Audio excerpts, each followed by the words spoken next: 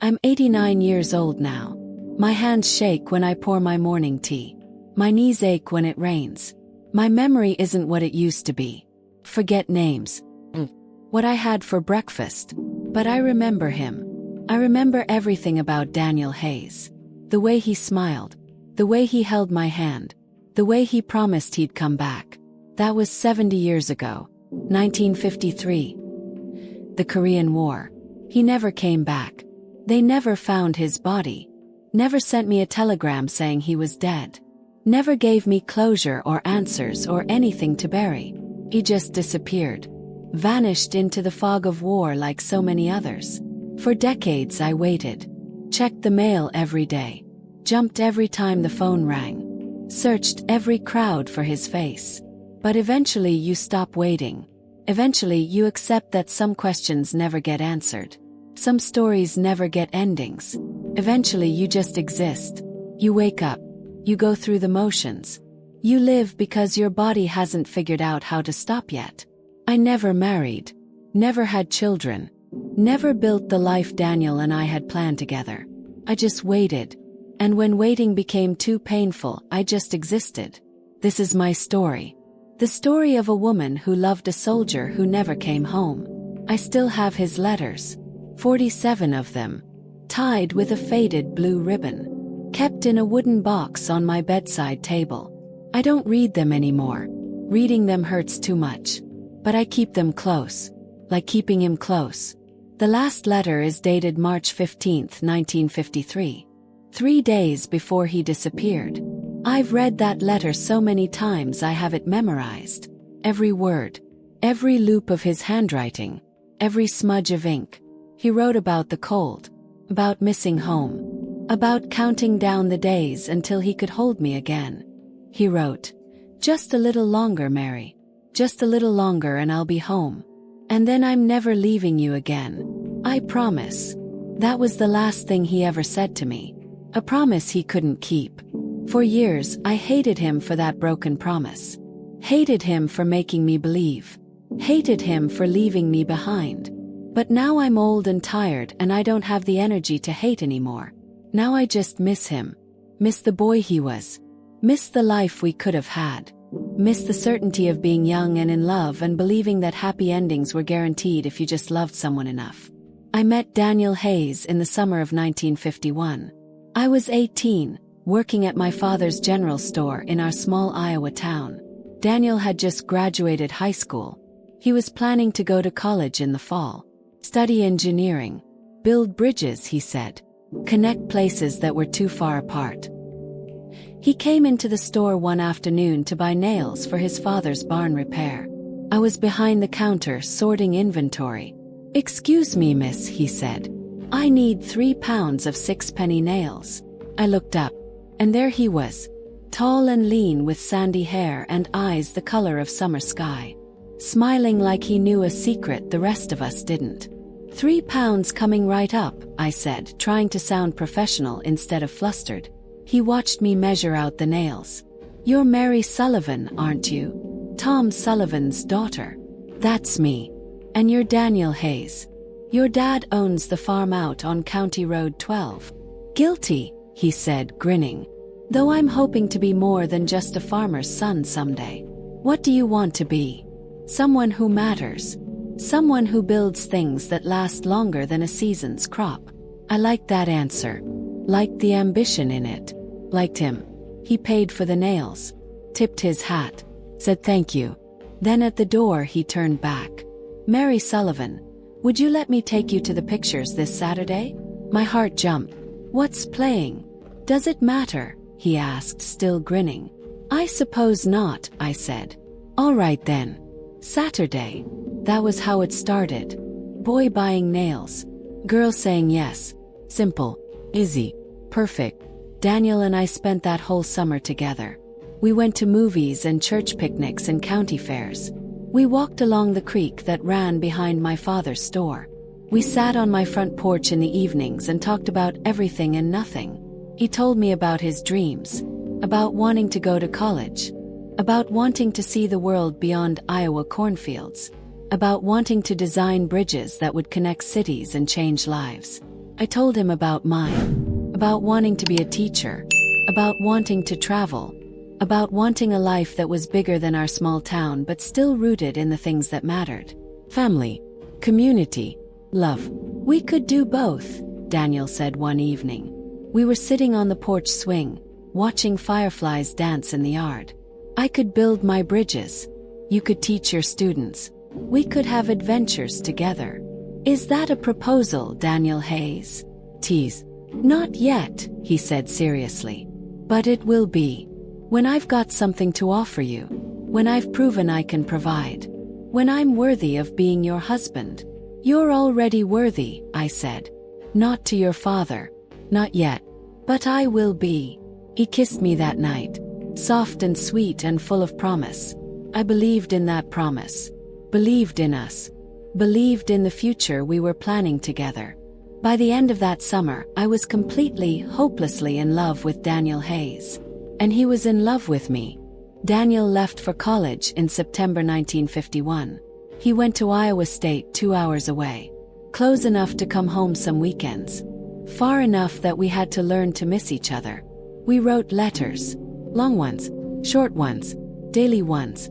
He told me about his classes, his roommate, his professors, the engineering projects that excited him. I told him about the store, about the customers, about teaching Sunday school at church, about how quiet the town felt without him. Every letter ended the same way. I love you, Mary. Wait for me. I'm building a future for us. And I did wait. Happily. Patiently. Because I knew he was coming back. We planned our wedding for June 1955. After Daniel graduated. After he got a job. After we could start our life together properly. 4 years felt like nothing when you had forever ahead of you. Daniel came home for Christmas 1952. We spent every moment together. Went ice skating on the frozen pond. Had dinner with both our families. Talked about wedding plans and house plans and baby names. On Christmas Eve he gave me a ring. Simple gold band with a tiny diamond. It's not much, he said. But it's a promise. June 1955. Mary Sullivan, you're going to be Mary Hayes. Cried. Happy tears. Grateful tears. Certain tears. I'll wait forever if I have to, I told him. You won't have to wait forever, he promised. Just a little while longer. He went back to school in January. 3 months later everything changed. Daniel's draft notice came in April 1953. The Korean War was still going. Still taking boys from small towns and sending them across the ocean to fight in places most of us couldn't find on a map. Daniel called me from school. His voice was shaking. Mary, I got drafted. I have to report in 2 weeks. I felt the world tilt. Felt the future we'd planned start to crack. No, I whispered. They can't. You're in college. You're supposed to be exempt. I was. But they changed the rules. They need more men. I tried to appeal but it didn't work. I have to go. For how long? 2 years. Maybe less if the war ends sooner. 2 years. 2 years of waiting. 2 years of not knowing if he was safe. 2 years of living in fear every time someone knocked on the door. We'll postpone the wedding, I said, trying to sound brave. Until you come home. We'll wait. I'll come home, Mary. Promise. And the second I do, we're getting married. I don't care if I'm still in uniform. I don't care if we have to get married in a courthouse. The second I'm back on American soil, you're becoming my wife. I'll be waiting, I said. I'll wait forever if I have to. You won't have to, he said. I'll be back before you know it. But deep down something in me knew. Knew that nothing was certain anymore. Knew that promises made in wartime were fragile things. Knew that I might be waiting a very long time. Daniel came home for 3 days before shipping out. 3 days to say everything that needed to be said. 3 days to memorize each other's faces. 3 days to pretend we weren't terrified. We spent every moment together. Walked the same paths we'd walked when we first fell in love. Sat on my porch swing. Held hands like we could somehow hold on to each other forever if we just gripped tight enough. On his last evening we went to the creek. The same spot where he'd told me about his dreams of building bridges. "I'm scared, Mary," he admitted. It was the first time he'd said it out loud. "Me too," I whispered. "What if I don't come back?" "Don't say that. You promised you'd come back." "I know. And I mean it. But war doesn't care about promises. War doesn't care about plans or futures or people waiting at home." I started crying. I've been trying so hard to be brave, to be strong for him. But in that moment I couldn't hold it together anymore. Daniel pulled me close, held me while I sobbed against his chest. "Mary, listen to me. If something happens to me..." "No. Stop. If something happens," he continued firmly, "I need you to live. Really live. Don't spend your whole life waiting for me. Don't put your life on hold. Promise me." "I can't promise that." "Promise me," he insisted. "Promise me you'll be happy, even if I'm not there to see it." I couldn't promise to move on. Couldn't promise to love someone else. Couldn't imagine a life without him in it. So I lied. "I promise," I whispered. He kissed me then, long and deep and desperate, like he was trying to memorize the feeling, like he knew it might be the last time. The next morning, his father drove him to the bus station.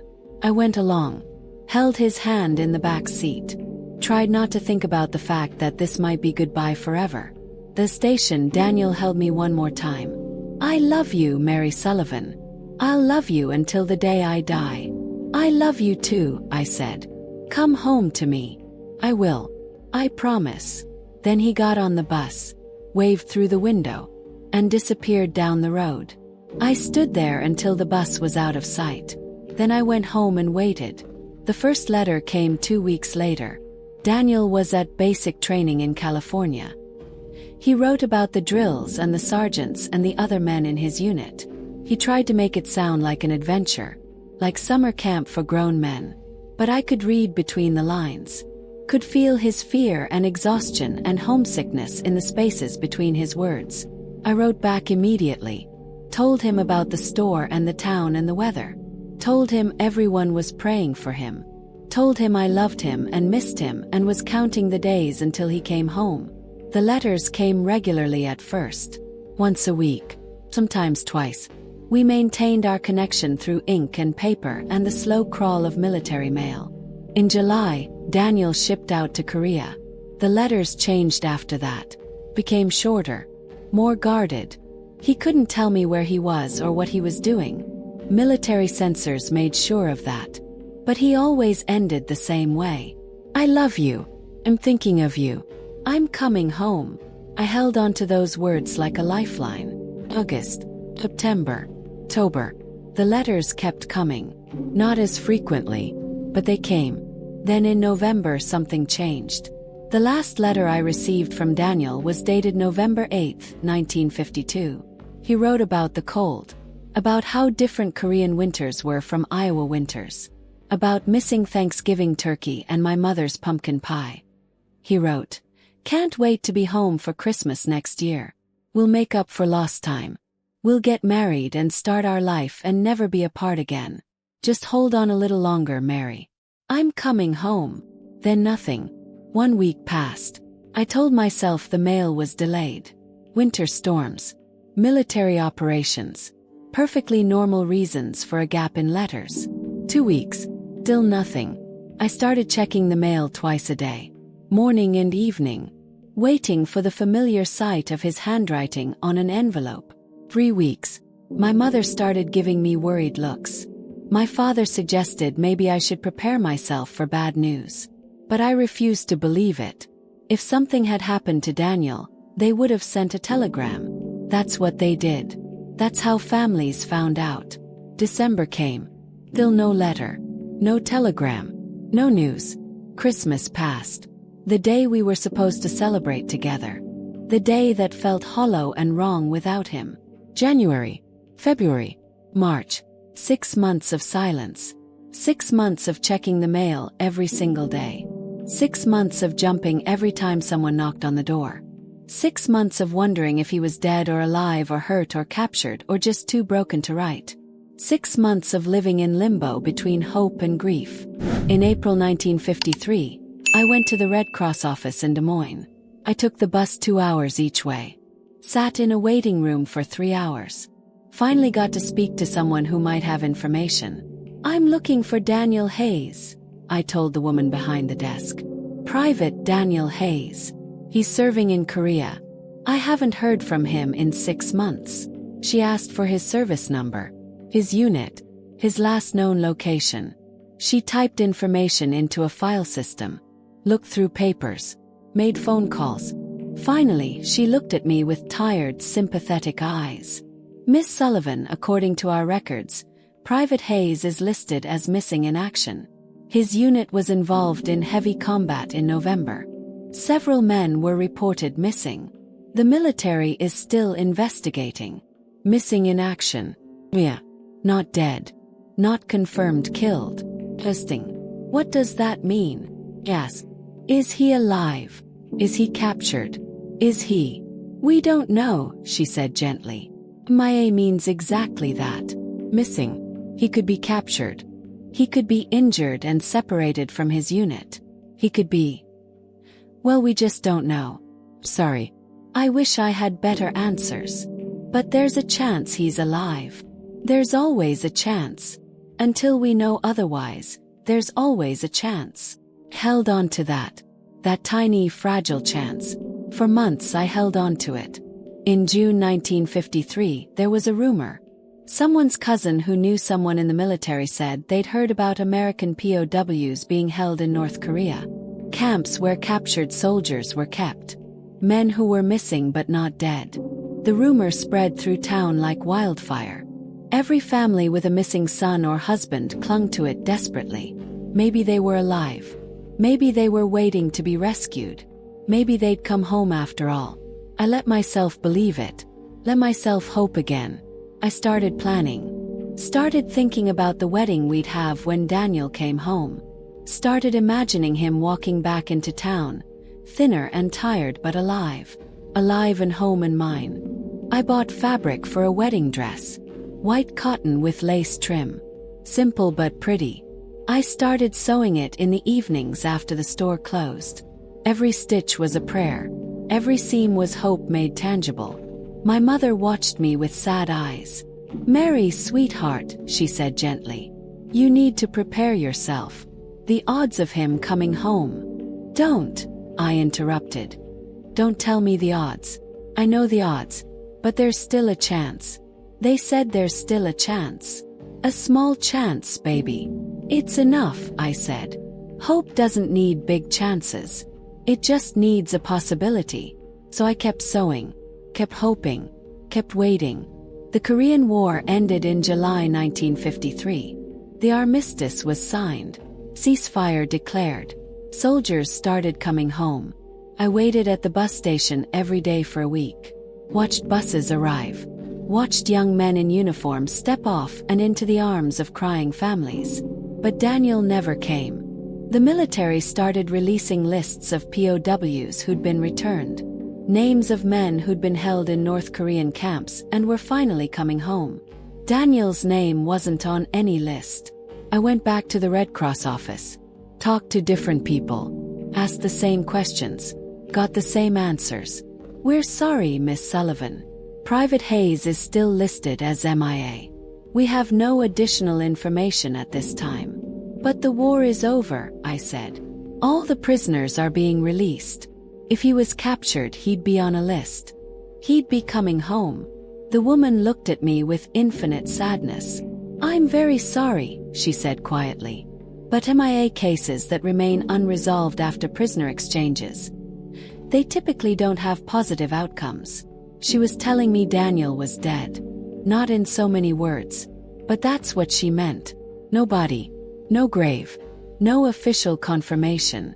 Just the understanding that boys who went missing and didn't come home were probably never coming home. He nodded, thanked her, walked out of that office, and something inside me broke. For the next few years, I existed in a strange gray space. Not a widow. Not really. There was no death certificate. No funeral. No grave to visit. But not engaged anymore either. Not planning a wedding. Not waiting for a groom who was coming home. Just suspended. Caught between two lives. Unable to move forward. Unable to let go. People in town didn't know how to treat me. They gave me sad looks. Avoided mentioning Daniel's name. Treated me like I was fragile and might shatter if they said the wrong thing. Some people thought I should move on. Find another man. Accept that Daniel was gone and build a new life. My father suggested it once. Gently. Carefully. Mary, you're young. You're 23 years old. You have your whole life ahead of you. Daniel would want you to be happy. I am happy, I lied. You're existing. That's not the same as living. But I couldn't move on. Couldn't date other men. Couldn't imagine loving someone else. Because what if Daniel was alive?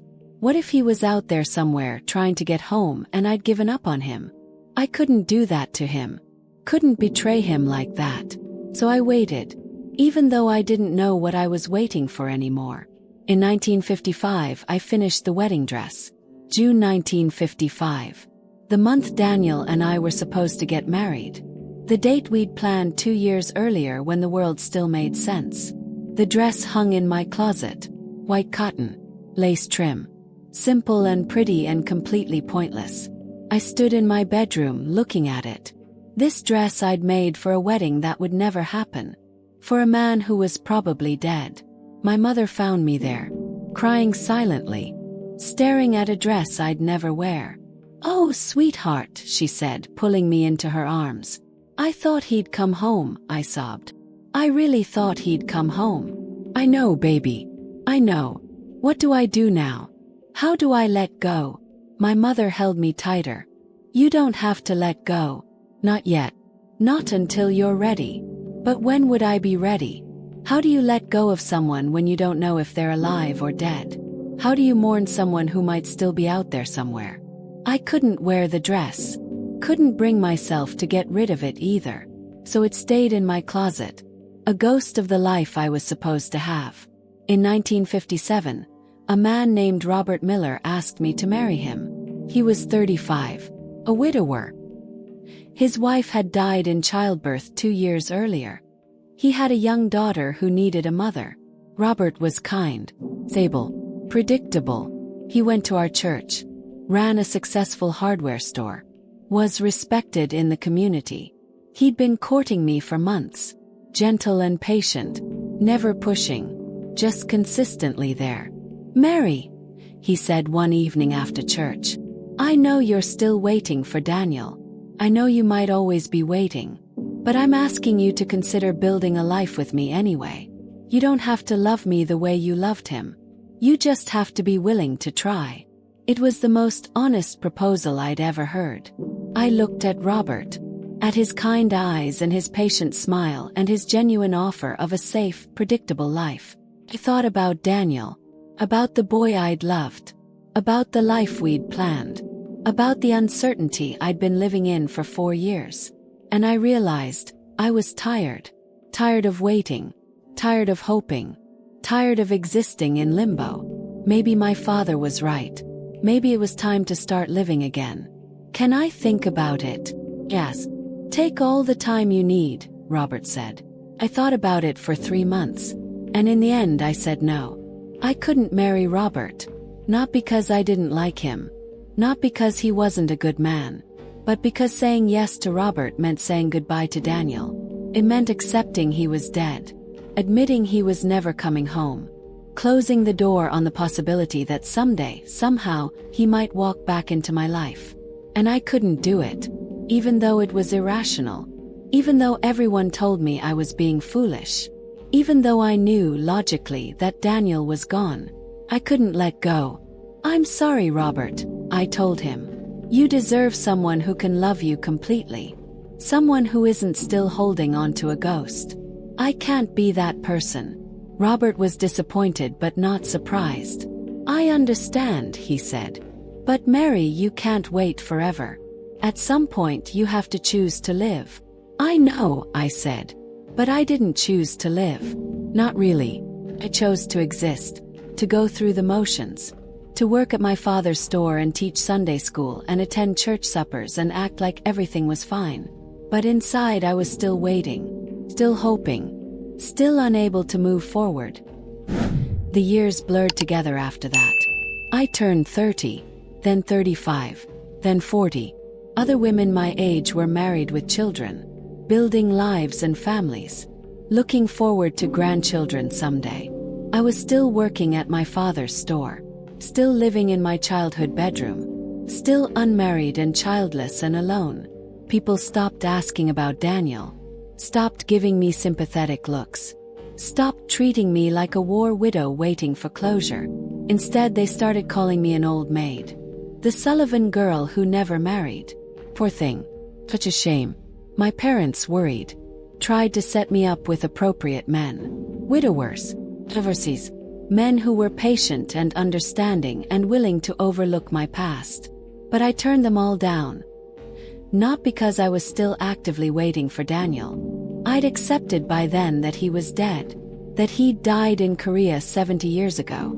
That he was never coming home. Didn't want to settle for a practical arrangement with a man I didn't love. So I stayed alone. But I'd missed my chance at love. At marriage. At the life I was supposed to have. And I didn't want a consolation prize. Didn't want to settle for a practical arrangement with a man I didn't love. So I stayed alone. Worked at the store. Taught Sunday school. Tended church. Lived a quiet, small, unremarkable life. The wedding dress stayed in my closet. Daniel's letters stayed in the wooden box by my bed. And I kept existing. Day after day after day. Not living. Just existing. My father died in 1975. Heart attack at 68. My mother died in 1982. Cancer. She fought it for 2 years before it finally took her. After they were gone, I inherited the store. Inherited the house. Inherited everything. I was 53 years old. Alone. No husband. No children. No family except distant cousins I barely knew. Just me and a store and a house full of memories. I thought about selling everything. Moving away. Starting over somewhere new. But where would I go? What would I do? This was my life. This small town. This store. These familiar streets and faces. So I stayed. Kept running the store. Kept living in the house. Kept going through the same routines I'd had for decades. People in town felt sorry for me. Poor Mary Sullivan. Never married. No family. All alone. They didn't understand that I'd chosen this. That I'd had opportunities to marry and build a different life. I'd chosen to wait. And then when waiting became pointless, I'd chosen to just exist. And now I was old and alone and it was too late to change anything. In 2003, there was a ceremony for Korean War veterans. 50 years since the armistice. Memorial service. Recognition for the men who'd served. For the families who'd lost loved ones. I was 70 years old. I almost didn't go. But something made me go. Some need to honor Daniel. To publicly acknowledge that he'd existed. That he'd mattered. That someone still remembered him. The ceremony was held at the county courthouse. There were speeches, patriotic songs, a list of names read aloud. Local boys who died in Korea. Daniel's name was on that list. Private Daniel Hayes. Missing in action. Presumed dead. I stood there listening to his name being spoken aloud for the first time in decades. And I cried. Not the quiet, private tears I'd cried so many times before. But loud, ugly, gasping sobs that I couldn't control. 70 years old and I was finally, truly grieving. After the ceremony, a veteran approached me. An old man in his 70s. He'd served in Korea. Different unit than Daniel. But he'd been there. "You knew Private Hayes?" he asked gently. "I was engaged to him," I said. "We were supposed to get married when he came home." The veteran's eyes filled with understanding, with sympathy, with the knowledge of how many futures had died in that war. "I'm sorry," he said, "for your loss, for what could have been." "Thank you," I whispered. That was the closest I ever got to a funeral for Daniel Hayes. A name read from a list. An old veteran's sympathy. Public acknowledgement of a loss I'd carried privately for 50 years. It wasn't enough, but it was something. I'm 89 now. I sold the store 10 years ago. My hands got too shaky. My memory too unreliable. I couldn't keep running it anymore. I still live in my parents' house. The same house I've lived in my whole life. The same bedroom. The same view out the window. The wedding dress is still in my closet. Yellowed now. Fragile. Unwearable even if I wanted to wear it. Daniel's letters are still in the wooden box. I don't read them anymore. Reading them hurts. But I keep them close. People ask me sometimes if I regret it. Regret not marrying. Not having children. Not building a different life.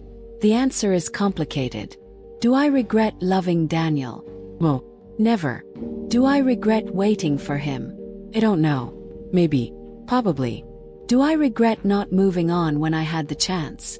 Yes. Every single day. But regret doesn't change anything. Doesn't rewrite the past. Doesn't give me back the years I lost. I made my choices. I lived with the consequences. And now I'm old and alone and waiting for the only certainty left.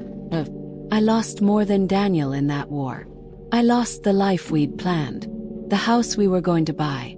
The children we were going to have. The adventures we were going to take together. I lost my future. My purpose. My reason for waking up in the morning. I lost my youth. My hope. My belief that love was enough. I lost decades. Decades of happiness I could have had. Relationships I could have built. Family I could have raised. All because I couldn't let go of a boy who died 70 years ago. People say I was loyal, devoted, that my love for Daniel was pure and true and admirable. But it wasn't admirable. It was wasteful. I wasted my entire life waiting for someone who was never coming back. And now I'm 89 years old. Too old to change anything. Too old to build something new. All I have are regrets and memories and a box of letters from a dead soldier. That's my legacy. That's what I have to show for 89 years of living. Nothing. If I could go back and do it differently, would I? I think about that sometimes. Late at night when I can't sleep. When the house is quiet and I'm alone with my thoughts. Would I still fall in love with Daniel? Absolutely yes. That summer was the happiest time of my life. Would I wait for him when he went to war? Of course. That's what you did.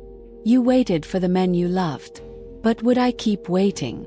After the letters stopped. After the war ended. After it became clear he wasn't coming home. That's the question that haunts me. If I could go back to 1957. To Robert Miller's proposal. To the moment I had a chance to choose a different life. Would I say yes? I want to say no. Want to believe I'd still choose to honor Daniel's memory. Still choose to be loyal to the love we had. But honestly, if I'm being truly honest with myself, I would say yes to Robert. I would choose to live. Choose to build a family. Choose to have a future instead of clinging to a past that was already gone. Daniel would have wanted that for me.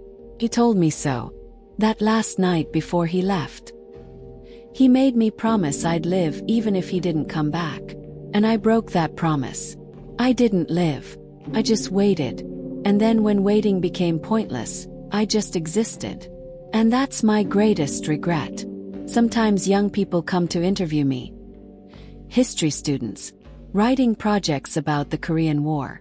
They want to talk to someone who lived through it. Someone who lost someone. They ask me questions. What was it like? How did you cope? What do you want people to know? And I tell them the truth. Don't wait, I say. If you lose someone, grieve them. Honor them. Remember them. But don't stop living. Don't put your life on hold waiting for something that's never going to happen. They look at me with young, sad eyes. They think I'm tragic, romantic, a devoted woman who never stopped loving her soldier. But I'm not romantic. I'm a cautionary tale. I'm what happens when you can't let go. When you choose memory over reality. When you love a ghost more than you love yourself. Live your life, I tell them. Love the people who are here. Build something real. Don't waste decades on might have beens and what ifs. They nod, take notes, thank me for my time. But I don't think they really understand. Not yet. They're too young, too full of hope, too certain that their love stories will have happy endings. They don't understand yet that some stories don't have endings at all. They just stop, mid-sentence, unresolved, forever unfinished. And you have to find a way to live with that. I'll die without ever knowing what happened to Daniel. That's the hardest part. Not the loss itself, but the not knowing. Did he die quickly? Did he suffer? Did he think of me at the end? Is he buried somewhere in Korea? In an unmarked grave? Was his body never recovered? Was he captured? Did he die in a POW camp? Did he spend his last days hoping someone would rescue him? Or is there some impossible chance he survived? That he's out there somewhere with amnesia or trauma or some reason he could never come home? I know that last one is fantasy. A desperate, irrational hope that makes no sense. But a tiny part of me still wonders, still hopes, still can't completely let go. After 70 years, I still check the mailbox. Not every day anymore, but sometimes, on significant dates. His birthday, the anniversary of his last letter. Part of me is still waiting for one more letter. One more, I love you, I'm coming home.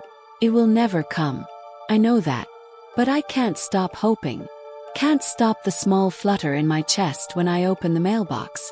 Can't stop the crushing disappointment when it's empty. That's what waiting does to you. Becomes a habit. Reflex. Something you can't turn off even when you know it's pointless. I'll die still waiting. Still hoping. Still not knowing. And maybe that's my punishment for not letting go when I should have. I'm 89 years old. I won't live much longer. Maybe months. Maybe a year. My body is giving out. Slowly. Painfully. But inevitably. When I die, there won't be many people at my funeral. Few neighbors. Some people from church. Maybe one of those history students who interviewed me. No husband. No children. No grandchildren to carry on my legacy. Just me. Alone. At the end of a life spent waiting. They'll bury me in the town cemetery. Next to my parents. There's a plot waiting for me. Has been for years. On my headstone, I've already chosen the inscription. Mary Sullivan 1933 to 2024, beloved daughter forever waiting. People might think that's sad. Pathetic even. A woman who defined herself by waiting for a man who never came home. But it's honest. It's the truth of who I was. What my life became. Waited. That's what I did. That's who I was. And when I'm gone, someone will clean out my house. They'll find the wedding dress in the closet. The letters in the wooden box. Maybe they'll understand then. Maybe they'll read Daniel's letters and see why I couldn't let go. Or maybe they'll just throw them away. Old papers from a dead woman about a dead soldier. Meaningless to anyone but me. Either way, it won't matter. I'll be gone. And maybe, if there's anything after this, I'll finally get my answer. Maybe I'll find Daniel. Maybe he'll be waiting for me. Maybe we'll finally get the life we were supposed to have. Or maybe there's nothing. Just darkness and silence and the end of waiting. I don't know which I hope for more. But soon, very soon, I'll find out. And at least then, after 70 years, I'll finally have certainty. Finally have closure. Finally have an ending. Even if it's just the end of me.